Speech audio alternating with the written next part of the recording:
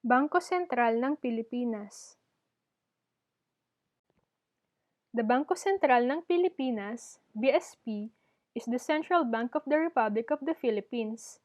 It was established on the 3rd of July 1993 pursuant to the provisions of the 1987 Philippine Constitution and the new Central Bank Act of 1993.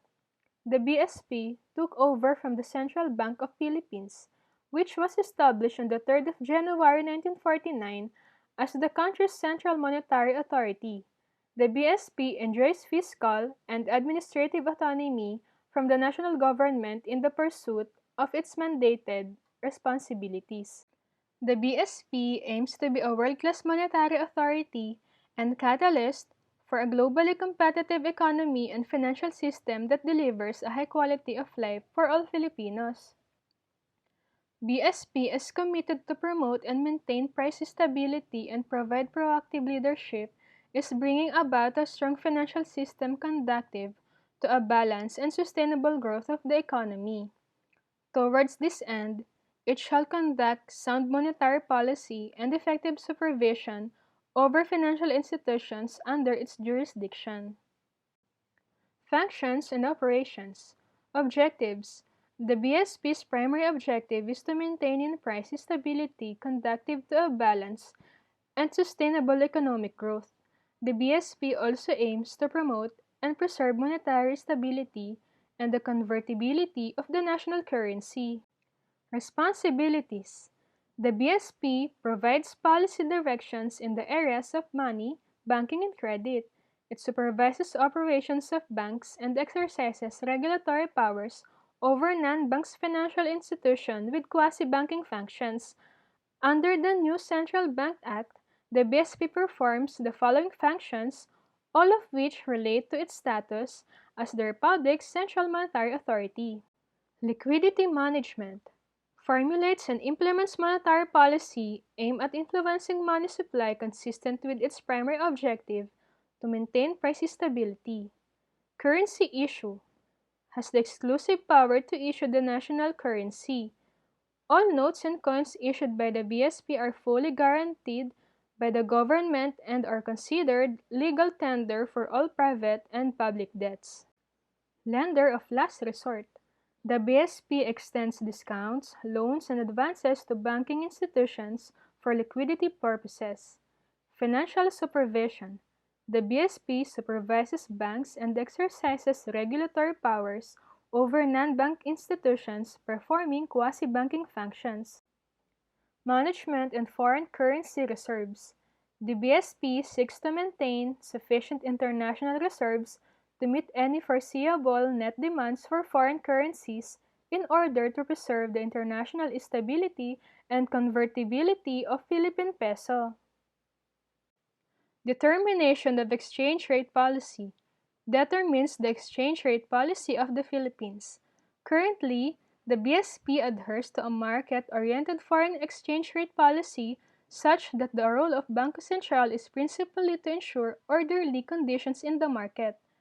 Other activities, the BSP function as the banker, financial advisor and official depository of the government, its political subdivision, and instrumentalities and government-owned and controlled corporations. Governance of the bank. The Monetary Board exercises the powers and function of the BSP such as the conduct of monetary policy and supervision of the financial system. Its chairman is the BSP governor with 5 full-time members from the private sector and 1 member from the cabinet. Alfredo C. Antonio, Felipe M. Madala, Armando L. Suratos, Juan D. De Zuniga Jr., and Valentin A. Araneta, Jim Cubao Punsalan. The governor is the chief executive officer of the BSP and is required to direct and supervise the operations and internal administration of the BSP. A deputy governor heads each of the BSP's operating sector as follows. Monetary Stability Sector takes charge of the formulation and implementation of the BSP's monetary policy, including serving the banking needs of all banks through accepting deposits, servicing withdrawals, and extending credit through the discounting facility. Supervision examination sector enforces and monitors compliance to banking laws to promote a sound and healthy banking system. Resource management sector serves the human, financial, and physical resource needs of the BSP. BSPs in the Philippines. BSP Main Complex. The BSP Main Complex in Manila houses the offices of the Governor, the Monetary Board, and the different operating departments and offices. The complex has several buildings, namely 5-story building, multi-story building, the EDPC building, and the BSP Money Museum, which showcases the bank's collection of currencies. BSP Security Plant Complex. The Security Plant Complex, which is located in Quezon City, houses a banknote printing plant, a securities printing plant, a mint, and gold refinery.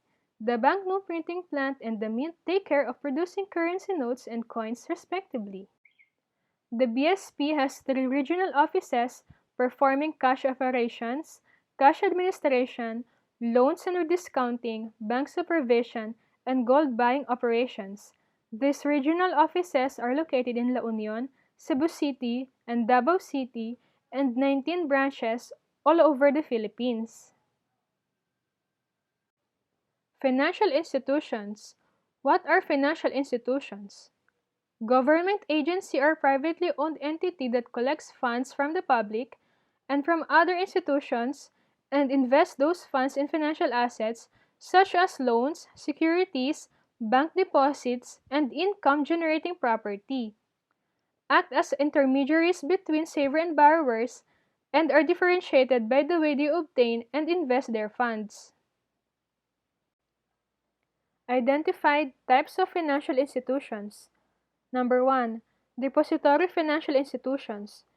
Any group that includes commercial banks, savings and loan associations, mutual savings banks, and credit unions conduct business by accepting public deposits which are insured by the federal government against loss and channeling their depositors' money into lending activities.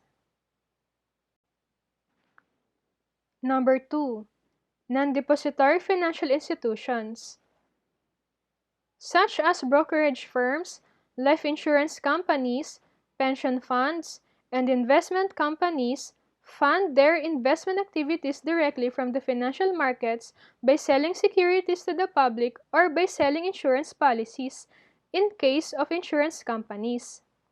Number 3, other types are credit unions, stock brokerage firms, and asset management firms.